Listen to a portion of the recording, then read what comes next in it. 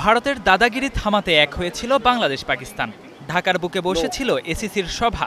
এরপরে শুরু হয় আলোচনা। তবে কি শেষ পর্যন্ত ভেস্তে যাবে চলতি বছরের এশিয়া কাপ? বিসিবি বস বুলবুলের মুনশিয়ানায় এক টেবিলে আসে ভারত পাকিস্তান।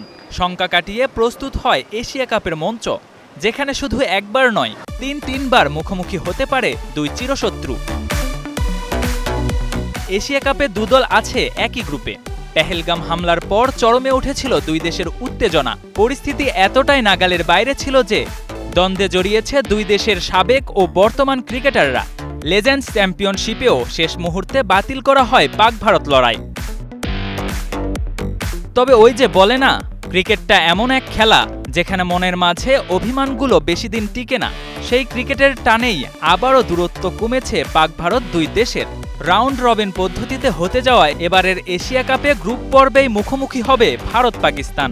সুপার ফোরে উঠলে দুই দলের মহারণ উপভোগের সুযোগ আসবে আরও একবার। সাথে রয়েছে দুই দলের সামনেই ফাইনালে ওঠার সুযোগ। যদি তাই হয় তবে এক এশিয়া কাপে তিনবার মুখোমুখি হবে দু দেশ।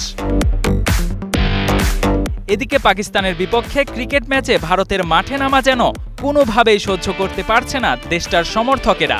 এশিয়া কাপের আগেই এই ম্যাচ বয়কটের ডাক উঠেছে ভারতের নানা স্থানে। দেশটির এক টিভি সাক্ষাৎকারে ভারতের বিশ্বকাপজয়ী সাবেক ক্রিকেটার শ্রীশান্ত বিসিসিআইয়ের কাছে মহা গুরুত্বপূর্ণ এই ম্যাচ বাতিলের দাবি জানান। সবার আগে দেশের কথা ভাবতে বলেন।